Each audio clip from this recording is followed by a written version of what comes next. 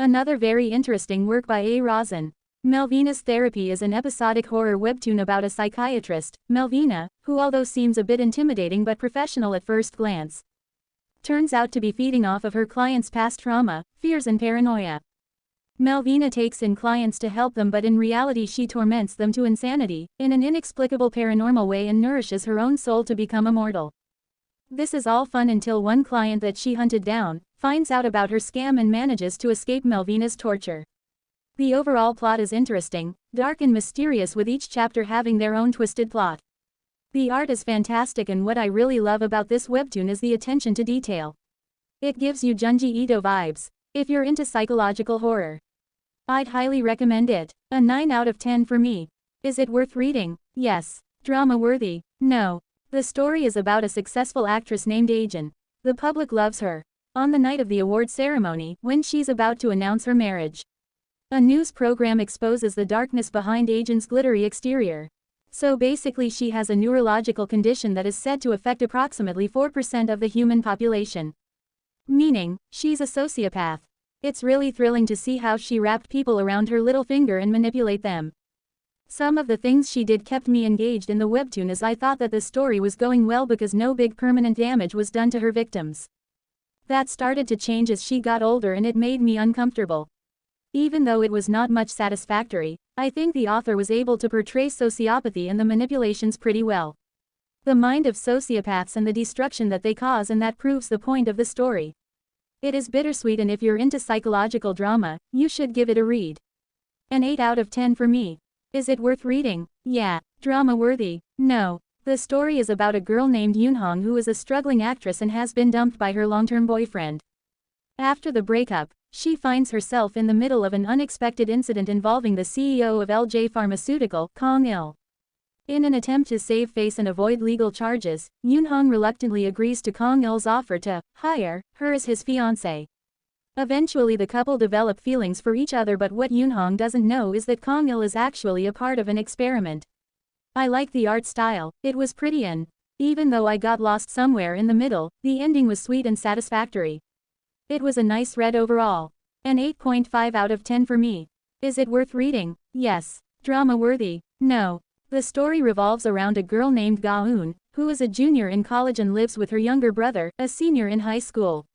Ever since their parents' death, she has tried to stay strong and confident amidst juggling school and raising her brother. And after getting dumped by her boyfriend, dating is the last thing on her mind. Until she gets involved with 3 of her brother's friends. Honestly, I really enjoyed the story from the beginning till the end. The art style is pretty, and I felt like the author gave her a chance with all 3 of them at some point. It was cute and funny at the same time too. All good and less drama, and the ending was perfect for me. An 8.9 out of 10 for me. Is it worth reading? Yes. Drama worthy? Yes. It's about a woman who regrets never having gathered the courage to confess to her high school crush, who died in a tragic accident. Hae-young is in her 20s who still thinks of her high school crush and wonders, what if, and regrets whatever little time she had with Jae-hyun. During a bus ride with a blind date and former schoolmate, Yoon-jae, the bus gets into an accident, and both Hae-young and Yoon-jae find themselves transported 10 years in the past. She puts forth all her effort to avoid repeating the same mistake. The art is pretty and all the characters are drawn unique. Although I sometimes got annoyed by the way the bus driver's daughter kept traumatizing Jae-hyun. I recommend this manhwa to anyone who wants to read a dramatic story about well-written characters that'll challenge your moral compass. An 8.3 out of 10 for me. Is it worth reading? Yes. Drama worthy? No. It's about 2 college students, a boy and a girl who used to date in middle school and find each other again in college. It shows how they fix their relationship after some problems in the past.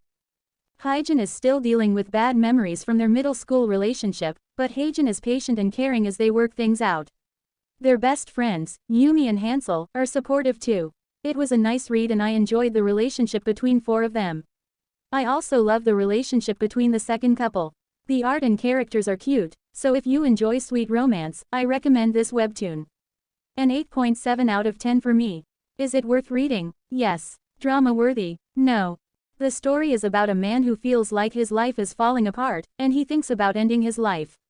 He even writes a letter challenging death, as if he can control it. But instead of dying, death gives him 13 chances to live again. However, there's a catch: he can't end his own life, and all the bodies he lives in will eventually die. The story's idea is unique and well done. The main character changes, but not too quickly. He grows as a person, and he feels real. He goes through moments of hope and regret. It's a beautiful story that shows how unfair the world can be but also reminds us that happiness is possible. His way of thinking naturally changes as the story goes on. He's not perfect, he's just human, and that's why I like it so much. The ending of the story made me emotional several times, and the artwork is also very visually pleasing. It's fantastic. A 9.2 out of 10 for me. Is it worth reading? Yes. Drama worthy? No. It revolves around Garam, a talented artist whose dreams have been put on hold since the passing of his mother.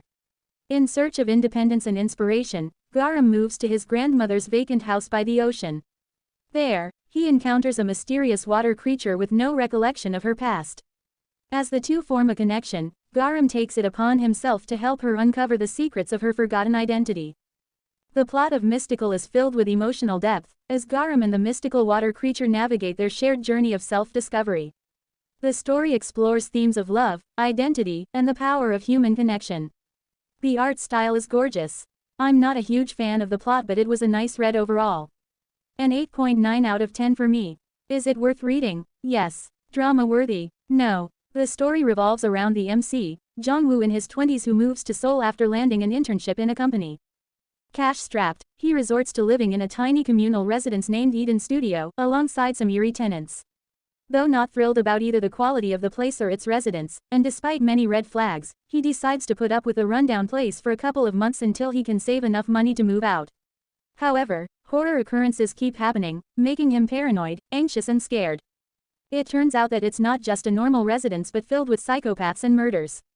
An absolute spine-chilling read. One of the saddest things in both the drama adaptation and the webtoon is how the MC gradually change, from being naive and hopeful to completely paranoid within few days. He's never going to be the same, will always be haunted.